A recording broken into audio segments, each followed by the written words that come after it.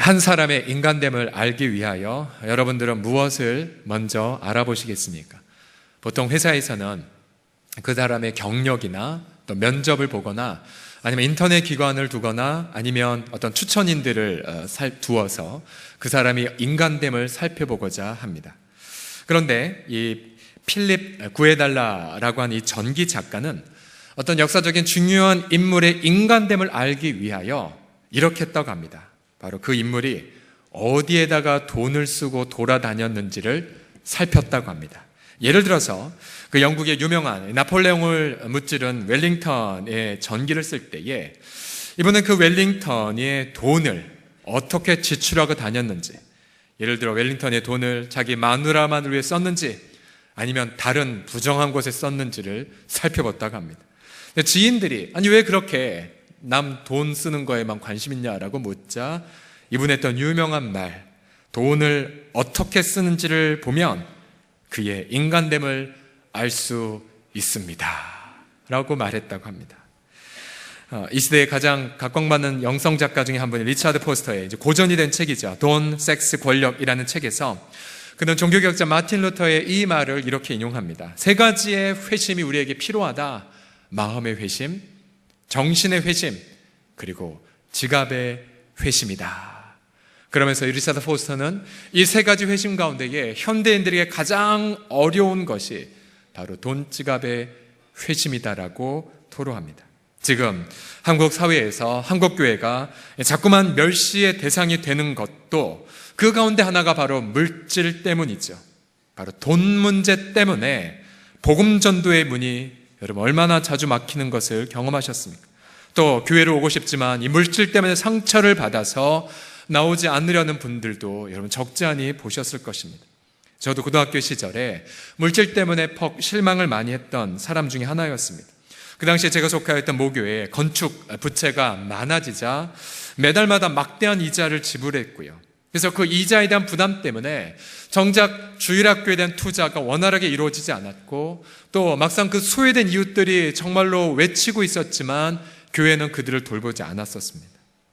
결국은 세상도 우리가 전하는 말을 보는 것이 아니라 교회의 재정이 어떻게 사용되는지를 보고 있는 것이죠. 또 세상은 성도들의 말을 보는 것이 아니라 바로 우리들의 돈이 어떻게 쓰는지를 보고 우리들을 판단하고 있는 것 아니겠습니까? 이처럼 물질은 복음 전도의 문을 가로막기도 하고 반대로 물질 때문에 복음 전도의 문이 활짝 열리기도 합니다. 성경은 이 돈 자체가 악이라고 말하지 않습니다. 오히려 구약 성경을 보면 정말로 부자이지만 하나님을 경외하는 많은 모델들도 있기 때문이죠. 그러나 디모데전서 6장 10절에 보면 문제가 뭐냐면 우리의 탐욕이 있죠. 돈을 사랑함이 일만 악의 뿌리라고 말하고 있기 때문입니다. 오늘 본문은 지난주에 이어서 사도 바울이 바로 가난한 이들을 향한 물질 사용, 바로 구제 연보에 대해서 말하고 있습니다. 그러면 과연 우리가 이 시대 속에서 우리의 물질이 복음 전도의 도구가 되려면 무엇이 필요할까요? 첫째로 물질이 복음의 도구가 되려면 가족 의식의 회복이 먼저 필요합니다. 바울은 고린도교 성도들에게 1년 전부터 저들이 가난한 이웃들을 돌보겠다는 그 간절한 마음을 이제는 마음만 갖지 말고 이제는 구체적으로 실현하라라고 권면합니다. 자신이 이미 가지고 있는 소유 가운데에서 이웃을 위한 헌물을 드리라고 말하고 있습니다. 무리해서 헌금을 준비하지 말고 간절한 마음이 있다면 하나님은 그 있는 바를 받으실 것이라고 또 이렇게도 말합니다. 12절을 같이 읽어보실까요? 12절 시작. 할 마음이 있으면 있는 대로 받으실 터요 없는 것은 받지 아니하시리라. 여기서 말한 이 받다라는 이 헬라어 단어는 하나님의 기쁘게 흠양한다. 그래서 너희들이 지금 있는 바 그것을 사랑의 마음을 담으면 드리면 하나님이 받으실 거라고 그렇게 말씀하고 있는 거죠. 사도 바울이 이처럼 가난한 이웃을 생각하라고 강조하는 근거가 과연 무엇일까요? 그것은 고린도 교회 성도들의 그 풍성함이 예루살렘 교회의 가난한 필요를 채울 것이고 또 반대로 예루살렘 교회의 영적인 풍성함이 예를 들어 사도 바울이나 디도, 사도 바울 모두가 다 예루살렘 교회 출신인데요. 이런 예루살렘 교회의 영적 풍성함이 고린도 교회의 영적인 빈곤을 채울 것이라고 말합니다. 그러면서 14절을 보시게 되면 이제 너희의 넉넉한 것으로 그들의 부족한 것을 보충하고 그러나 반대로 후에 그들의 넉넉한 것으로 너희의 부족한 것을 보충하여 균등하게 할 것이다 라고 말합니다. 그러면서 바울은 15절에 매우 중요한 구절을 출애굽기에서 인용합니다. 15절 말씀을 다 같이 읽겠습니다. 시작. 기록된 것과 같이 많이 거둔 자도 남지 아니하였고 적게 거둔 자도 모자라지 아니하였느니라. 이 말씀은 이스라엘 백성들이 시나이 반도의 광야, 아무것도 없던 사막에 있었을 때 받은 약속이었습니다. 광야에서 저들이 아무것도 먹을 것이 없자 하나님 앞에 불평을 했습니다. 그때 하나님은 그들에게 매일 새벽마다 내가 너에게 일용할 양식을 내려주겠다고 하셨죠. 출애굽기 16장 4절을 보시면 그때 여호와께서 모세에게 이르시되 보라 내가 너희를 위하여 하늘에서 양식을 비같이 내리리니 백성이 나가서 일용할 것을 날마다 거둘 것이라. 그들은 그 말씀을 듣고 새벽에 광야로 나아갔습니다. 새벽 이슬이 마른 후에 광야의 지면을 보니 작고 둥글며 서리 같은 것이 있었고 그것을 모아서 먹어보니 그것이 바로 일용할 양식 즉 만나였습니다. 만나. 백성들은 매일 새벽마다 나가서 만나를 거두어 하루를 살았습니다. 출애굽기 16장 16절을 보면 하나님은 한 사람당 한 오멜, 지금으로 환산하면 2리터, 그러니까 페트병 하나 정도의 만나를 거두면 그것으로 하루를 먹고 광야를 행진해 나아갔습니다.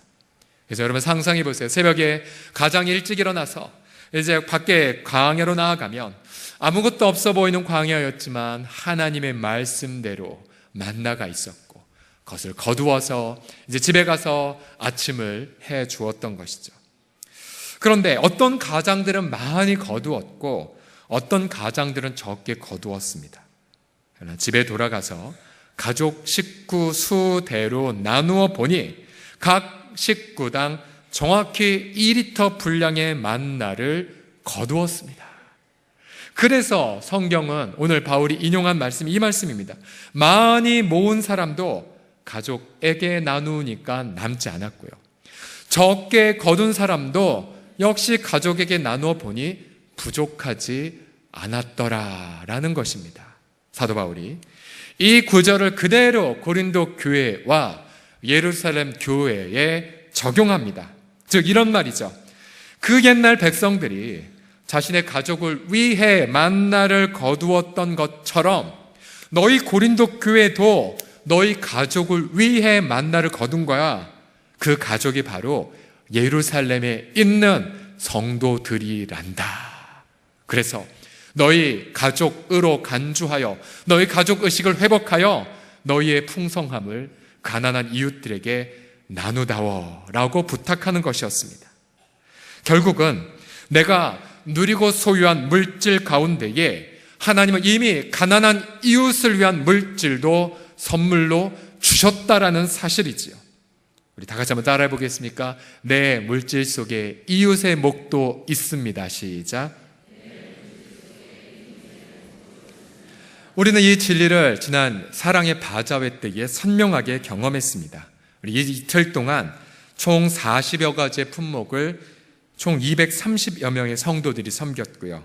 아직 다 집계가 완료되진 않았지만 대략 2,700여만 원의 수익금이 생겼습니다. 별 놀라지도 않으시네요. 얼마나 많이 모여야 장사하신 한 분이 목사님 도저히 이해가 안 됩니다 라는 말 하셨어요. 그러니까 그만큼 많이 부어주신 것이었죠. 그러나 무엇보다 아름다운 것은 이 부분이었습니다. 성도들이 정말로 먹을 것을 서로 나누면서 모두가 배부르고 행복한 그런 시간들을 가졌었고요. 자기 김밥 순대 파트에게 주고 순대 파트 가져오면 또 족발과 교환하고 호박죽과 교환하고 그래서 정말 모두가 배부른 행복한 시간을 보냈고 또 1층에 섬겼던 분들은 이런 고백을 하시더라고요. 목사님 이 물건 가져왔는데 안 믿는 분 앞에 가져왔는데 정말 이 물건 다 팔 수 있으니까 달라고 그렇게 사정하면서 얼마나 기도 많이 했는지 모른다고 그러면서 이 옷을 입는 사람마다 다 이뻐서 다 사가서 32년 역사상 제일 많이 팔았다고, 뭐 이런 간증도 제가 지난 금요일 날 들었습니다. 자, 결국은요, 저희가 이틀 동안 한 것이 무엇이었냐면 물질을 모은 게 아니었었어요. 저희가 경험한 것은 가족 의식의 회복이라는 만나였습니다. 즉, 우리끼리의 가족 의식의 회복뿐만 아니라 우리의 땀방울, 우리의 노력, 그것은 바로 나의 소외된 이웃이 바로 나의 가족이기 때문에 드리는 예물이었다는 고백. 그래서 우리 사랑하는 성도님들, 우리가 이 수익금을 가지고 연말까지 우리의 소중한 이웃들에게 전달할 때에 우리는 구걸하듯 줄 것이 아닐 것입니다. 그저 나의 사랑하는 가족을 위해 내가 그저 먼저 나의 만나를 거두었을 뿐입니다라는 고백을 가지고 내 가족에게 나눈다라고 다가갈 때에 그 나눔의 현장 속에 큰 기쁨이 임하게 될 줄을 믿습니다. 또 어제 장애인 음악회를 오신 분들 다 보셨겠지만 우리 장애인 지체들 얼마나 아름답게 노래로 또 음악으로 또 찬양으로 그렇게 얼마나 행복한 시간 우리에게 안겨다 주었습니까? 그 가운데에 이 땀띠 사물놀이 공연단 중에 한 친구네 가정, 저희 그 아름 공동체 예배에 지금 나오고 있거든요. 본래 이 식구도 그 담당하는 선생님은 크리스찬이어서 10여 년 이상 넘게 전도를 하기 위해 기도했지만 막상 교회가 장애인들에게 문을 닫고 있었기에 오히려 상처만 받고 교회로 나가지 않았다고 합니다. 근데 그러다가 저희가 이 땀띠 팀들을 위해서 매 주일 저녁마다 마음껏 쓰시라고 지하 공간을 내어드렸고 그것이 계기가 돼서 마음이 더욱더 많이 열려지면서 지금은 우리 교회에 나오고 있어요.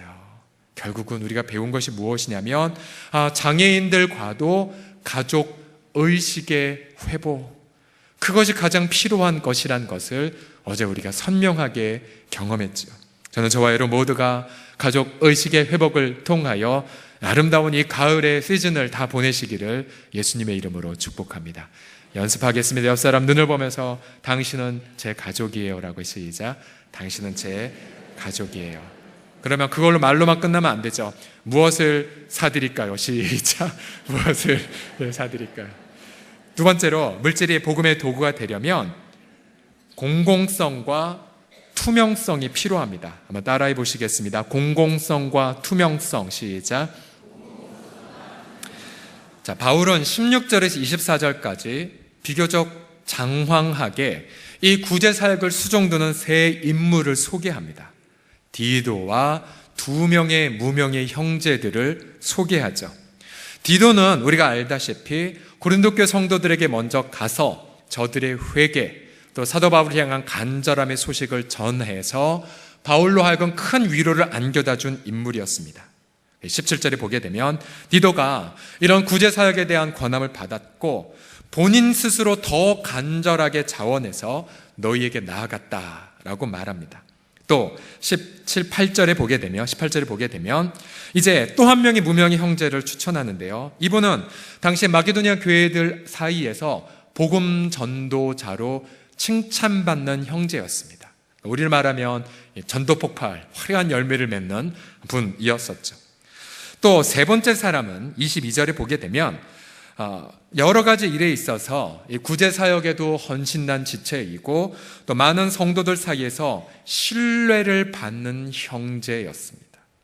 그러면 우리 사랑하는 성도들이요, 왜 사도 바울은 이 구제사역에 있어서 세 명의 사람들을 자세히 추천하고 있습니까? 20절과 21절에 그 사유가 기록되어 있습니다. 같이 읽어보죠. 시작. 이것을 조심함은 우리가 맡은 이 거액의 연보에 대하여 아무도 우리를 비방하지 못하게 하려 함이니 이는 우리가 주 앞에서뿐 아니라 사람 앞에서도 선한 일에 조심하려 함이라. 즉 바울의 마음은요, 물질 운영에 있어서 어떠한 누구 앞에서도 비난받지 않게 하기 위해서 그 목적 때문에 이 세 사람을 천거하신 것이었습니다. 즉 아무리 하나님 앞에 좋은 마음을 갖다 할지라도 그것이 사람들의 양심 앞에서도 인정이 되지 않으면 의미가 없다라고 하는 사실이죠. 결국 이 부분은 우리가 한국교회가 한국사회에서 반드시 회복돼야 될 시대적인 요청입니다. 왜냐하면 지금도 제가 아침에 한 인터넷 매체를 통해서 안타깝게 보았는데요. 정말 기도 많이 하는 선교단체를 알려진 한 단체에서 역시 이런 자금 횡령, 공금 유용, 착복, 도대체 어떻게 사용되는지 모르겠다는 안타까움 속에 또다시 무너지고 있는 안타까운 비보를 보았거든요. 사도 바울은 오늘 우리의 이 물질 사용에 있어서 두 가지 원리를 제시합니다. 하나는 공공성입니다. 공공성. 이건 무엇이냐면 물질은요, 어느 누구 한 사람에 의해서만 운영되어서는 안 됩니다. 바울은 적어도 3명을 들었고 이 각각의 3사람이 그가 속해 있는 공동체에서 추천을 받았기 때문에 이 거액의 구제헌금의 연보에 있어서 사도 바울 팀, 마게도냐 교회들, 고린도 교회, 또 이 3사람 객관적으로 그렇게 공공성에 의하여 이 자금이 운용되었던 것이죠. 또 한 가지는 투명성입니다. 투명성. 모든 관계된 사람들은 물질이 얼만큼 들어왔고 어떻게 운영됐고 어떻게 집행됐고 어떻게 결과가 됐는지를 정확하게 보고가 되었죠. 바울은 이 공공성과 이 투명성, 이 부분에 위한 안전장치를 지금 16절에 24절까지 두고 있다는 사실이에요. 그러게 저도 물질 앞에서 무너지지 않기 위하여 나름대로 안전장치를 몇 가지 두고 있습니다. 하나는 소득세 납부예요. 지금 계사님은 한 11년째 납부하고 있네요. 왜 목사님이 세금 냅니까? 라는 질문에 성경은 간단하게 대답합니다. 예수님 말씀하셨죠. 가이사의 것은 가이사에게, 하나님의 것은 하나님에게. 제가 대한민국 국민일 거 아닐까요? 네, 제가 주민등록 좀 보여드릴까요? 대한민국 국민이에요. 국민으로서 그래서 혜택도 받죠. 그러기에 세금 냅니다. 가끔 이제 예를 들어 뭐 상여금 받을 때 세금 이만큼 날아가는 거 보면 아깝다. 혼자서 생각할 때도 종종 있긴 하지만 그래도 기뻐요. 또 한 가지 안전장치 중에 하나는 제가 교회에서 받아서 이제 지역사회 섬김이나 또 목사님, 선교사님들 섬기라고 주신 있던 이 일종의 판공비, 영수증 다 적어서, 다 내역 적어서 다 제출합니다. 그리고 연구 보관하라고 합니다. 그리고 가끔 장로님들에게 이 영수증 감시 좀 해달라고 그렇게 부탁을 합니다. 그렇게 해야 탐욕 앞에 무너지지 않는 거죠.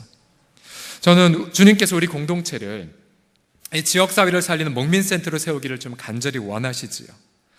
주님께서 이런 목민센터를 세워감에 있어서 우리에게 베푸실 은혜, 또 하나님께서 우리에게 얼마나 많은 선물들, 또 재능을 가진 헌신자들을 하나님이 얼마나 많이 보내주실지 저는 굉장한 기대와 설레임이 있습니다. 예를 들어서 성경 약속들 가운데 보면 복음의 영광을 하나님의 백성들이 회복하면 이사야서 60장 5절의 말씀처럼 바다의 부가 내게로 돌아오고 이방 나라의 내 재물이 내게로 온다라고 하는 약속의 말씀이 있어요. 저는 많이 봤어요. 복음의 영광 회복되면 분명히 가난한 지역인데 엄청나게 하나님 영광을 위한 헌물들이 많이 나오는 거 저는 분명히 봤어요.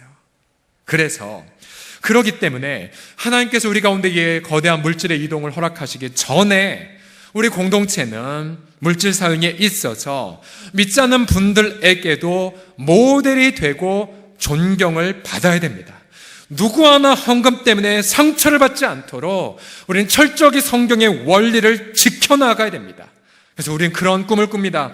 세상에서는 돈 때문에 고통하는 분들, 세상에선 돈 때문에 고통하는 분들이 교회에 오게 되면 오히려 치유를 받고 회복을 받고 올바른 비전을 받아서 정말 물질 운영의 건강한 청지가 되어가는 그 꿈, 저는 그 꿈이 바로 예수 그리스도 안에서 또 저와 여러분이 이 공공성과 투명성의 원리를 준수함을 통하여 세상 사람들이 보기에도 교회 물질 사용이 존경과 귀감을 받기를 예수님의 이름으로 축복합니다. 마지막으로 물질이 복음의 도구가 되려면 성숙한 인품이 필요합니다. 바울은 지금 고린도 교회 성도들에게 물질을 구하는 것이 아니었습니다. 지난주도 말씀드렸지만 헌금 운용에 있어서 명령을 하지 않았다고 했죠. 너희의 사랑을 증명할 기회를 준다고 말씀하셨죠. 우리 같은 교회에 있을 때도 아무리 서로 친하다고 하더라도 아무리 수십 년 교제했다 하더라도 너 그렇게 살면 안 돼라는 어떤 명령조의 헌신으로의 강제 동원할 권리가 없습니다.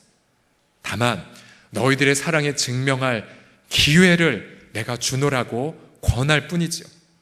24절에도 보게 되면 그러므로 너희는 여러 교회 앞에서 너희의 사랑 증명해 주라고 말하고 있습니다.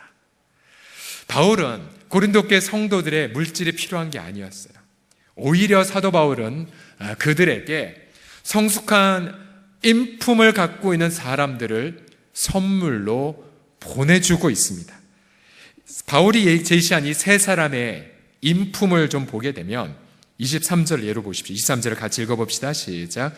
디도로 말하면 나의 동료요 너희를 위한 나의 동역자요 우리 형제들로 말하면 여러 교회의 사자들이요 그리스도의 영광이니라. 자, 디도는 사도 바울의 신실한 동역자, 또 그 무명의 두 사람도 여러 교회에서 인정받은 자, 그리스도를 언행에 충만히 드러내는 자였습니다.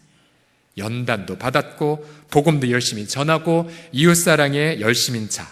그래서 사도 바울은 지금 성숙한 리더십을, 성숙한 사람들을 그 교회 선물로 보내고 있는 것입니다. 여러분, 물질은 쉽게 융통될 수 있지 모르지만 준비된 사람은 찾기가 어려울 때가 많습니다. 저희도 교회 사역을 하다 보면 어떤 과제를 돈으로 쉽게 해결하고픈 유혹을 받을 때가 있습니다. 가령 미자립교회를 가보면 사모님은 나가서 돈 버시고 성도들은 몇 명 없는 상황 보면 당장에 돈으로 해결하고픈 마음을 많이 갖습니다. 그러나 또 이런 분들도 있으시죠. 목사님, 제 꿈은 그냥 제가 뭐 전도하고 이런 것보다는 돈을 많이 벌어서 이 돈으로 선교사님들 돕고 또 이렇게 후원하는 자가 되겠습니다라는 분들이 많습니다. 그러나 성경은요, 우리의 돈이 필요하지 않아요. 성경은 준비된 사람을 찾고 있다고 말합니다. 네가 선교사가 돼, 네가 목자가 되라고 하나님 말씀하실 뿐이죠. 고린도서 12장 14절을 다 같이 읽어보겠습니다. 시작. 내가 구하는 것은 너희의 재물이 아니요 오직 너희니라. 한 번만 더 읽겠습니다. 시작. 내가 구하는 것은 너희의 재물이 아니요 너희니라. 예. 이게 바로 하나님이 우리에게 요구하시는 바예요. 저희도 예를 들어 블레싱 태백 같은 경우 처음에 분명히 목사님들이 이렇게 밝혔습니다. 저희가 온 이유는 복음 전파와 이웃사랑을 위해서만 왔습니다. 다른 보수 복구 사역은 해당에 제외하죠. 그리고 복음 전도와 이웃사랑만 집중하고 나서 나중에 여기 와서 물질에 들어간 사역에 대해서 연구하고 기도하고 상의한 다음에 반드시 하나님의 앞에 응답받고 나서 함께 섬길 뿐이죠. 참 놀라운 사실은 저희가 현장에 가서 복음 전도에만 집중하거나 이웃 사랑에게만 집중하면 어느새 모르게 물질적인 필요가 다 채워져 있다는 사실이에요. 그걸 저희가 정말 많이 경험을 합니다. 그래서 결국은 우리도 자만하지 않아요. 우리 돈으로 했다기보다 그거 하나님이 하신 거예요 라고 말하게 되었고, 하나님이 채우셨다고 겸손히 고백할 뿐입니다. 결국은 오직 하나님 한 분에게만 영광을 돌리게 되는 것이죠. 그리고 무엇보다도 우리가 일방적으로 은혜를 끼친 것이 아니라 오히려 저희가 저분들에게 감사하죠. 오히려 목사님 감사함. 저희 성도들이 마음껏 복음 전하고 마음껏 이웃 사랑할 수 있는 기회를 우리 교회에 주셔서 너무나 감사합니다라고 엎드려 그렇게 절하게 됩니다. 결국은 우리의 풍성함이 저들의 필요를 채웠고, 반대로 저들의 역설적이지만 하나님이 부여해 주신 기회의 풍성함이 우리의 연약함을, 우리의 무지함을 깨우는 기회가 된 거죠. 결국은 모든 필요를 채우시는 예수님만 영광을 받으시는 것입니다. 할렐루야. 다시 한번 고린도서 8장 9절을 큰 목소리로 읽어보겠습니다. 시작. 우리 주 예수 그리스도의 은혜를 너희가 알거니와 부여하신 이로써 너희를 위하여 가난하게 되심은 그의 가난함으로 말미암아 너희를 부요하게 하려 하심이라. 아멘. 이 시절 물질 때문에 많은 분들이 적지 않은 고통을 하고 있습니다. 이번 주간에 성경 통독을 순서에 따라 읽으셨다면 선지자 엘리야에 대한 부분을 읽으셨을 것입니다. 그 당시 이스라엘 백성들이 기근으로 고통할 때에 하나님은 엘리야를 먹여 살리셨죠. 열왕기상 17장 6절에 보게 되면 처음엔 까마귀를 통해서 까마귀들이 아침에도 떡과 고기를, 저녁에도 떡과 고기를 가져왔고 물은 그 앞에는 시냇물을 마시는 걸로 해결했습니다. 까마귀를 통한 일용할 양식의 공급. 또 시냇가의 물이 다 말라가자 하나님의 엘리야에게 이제 너를 한 과부의 집으로 보내노라. 내가 그 과부를 통해 너를 공개하겠노라고 말씀하시죠. 근데 막상 가라고 하는 과부 집에 가보니 그 과부는 마지막 남은 양식을 먹고 자신의 자녀와 함께 동반 자살할 생각을 하고 있었어요. 그러나 선지자는 하나님 말씀을 전하죠. 이스라엘의 하나님이 말씀하시되 내가 너희들의 양식을 공급하리라.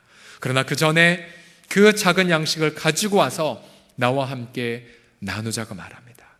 과부가, 내일이면 죽을 거라고 절망한 과부가 그 보잘것없는 양식을 나누어서 선지자에게 섬기죠. 그러자 어떠한 역사가 일어났습니까? 열왕기상 17장 16절에 보게 되면 여호와께서 엘리야를 통하신 말씀같이 통의 가루가 떨어지지 아니하고 병의 기름이 없어지지 아니하니라. 아멘. 결국은 하나님을 경외하는 자에게 까마귀를 통해서든 혹은 과부처럼 정말로 있을 것 같지 없는 것에서지만 나눔을 실천한 그 현장 속에서 일용할 양식을 우리 풍성하게 공급하신다는 진리입니다. 그러게 우리 사랑하는 성도들이요, 지금 이 시대에서도 자신의 경제나 자신의 일터가 또 혹은 자녀들의 미래가 마치 내일이 없는 것처럼 절망적인 상황이랄지라도 하나님을 신뢰하십시오. 우리 하나님은 그 옛날 만나로 일용할 양식을 채우시고 또한 하나님은 까마귀를 통한 일용할 양식을 채울 뿐만 아니라 나눔의 현장에서 풍성하게 우리 가운데 공급하여 주실 줄을 믿습니다. 제가 들은 물질에 대한 가장 아름다운 이야기는 저 북한에서 전해진 이야기입니다. 북한 사역을 하시는 한 교수님을 통해서 직접 들은 이야기인데요. 이때는 1990년대 북한에 이제 기근이 임해서 마을마다 굶어 죽는 사람이 넘쳐날 때였습니다.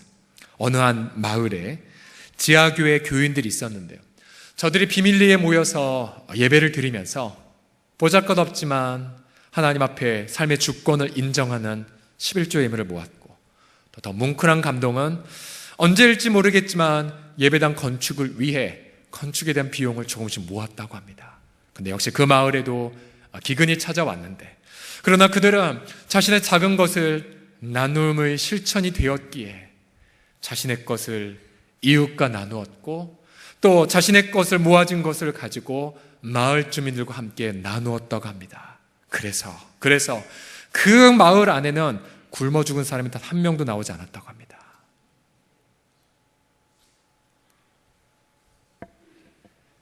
이처럼 아름다우신 주님, 이처럼 부요한 주님이 저와 여러분의 주님이십니다. 저는 우리 교회 공동체도 이처럼, 또 여러분의 가정과 일터도, 여러분의 자녀들도 이처럼 세상을 부요케 하는 생명의 원천이 다 되시기를 예수님의 이름으로 간절히 축복합니다. 기도하겠습니다. 우리 모두 다 자리에서 기립해 주시겠습니까?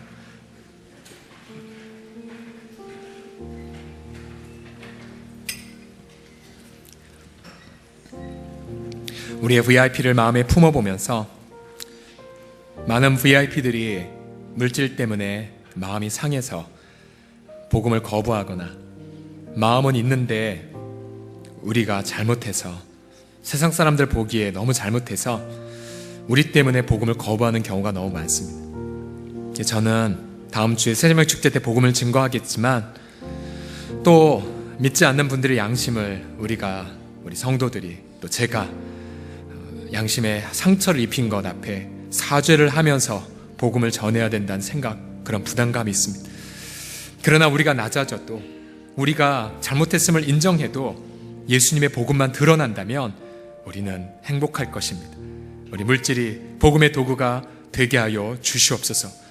안 믿는 분들의 양심 앞에서도 모델이 되어지는 우리 재정운영이 되어질 수 있도록 우리와 우리 한국교회를 위해서, 또 특별히 자신의 일터 가운데에 정말 막막함과 절망감이 있어서 내일은 끝이다라고 여기는 분들, 눈을 들어 주를 바라보실 때 까마귀를 통해, 만나를 통해, 또 기적의 방법으로 우리를 신실하게 공급하실 하나님을 신뢰하면서 같이 시간 결단하며 통성으로 기도하겠습니다. 하나님 아버지 감사합니다. 하나님 너무 감사해요. 그리스도께서 사람이 되셨고 일평생 죽기를 무서워 종노릇하는 우리들을 해방시켜 주시기 위하여 자신의 생명을 십자가에 바치신 것 인하여 감사를 드려요. 이제 하나님 우리가 아버지 하나님 일생에 매여 종노릇하는 것에서 벗어나서 이방인들이 구하듯이 무엇을 먹을까 무엇을 마실까 염려하지 않게 하시고, 아버지 우리의 염려가 하나님의 가치를 이웃과 함께 나누는 것에 초점을 맞추게 하여 주셨고, 그 현장 속에 우리 일용할 양식을 채워주시고, 아무것도 없는 광야에서 만나를 내려주시고, 또 아버지의 말라가는 기근 속에서 까마귀 같은 아버지 하나님의 전혀 예상하지 못했던 방법을 통해 우리 일터를 공급해 주시고 우리 가정과 우리 자녀들을 먹여 살려주심을 감사합니다. 우리 모든 사랑하는 성도들 눈을 열어주사 날마다 우리에게 일용할 양식을 채워가시는 하나님을 신뢰하게 하여 주옵시고, 무엇보다 우리 한국교회가 믿지 않는 분들 앞에 너무 많은 상처를 끼쳤나이다.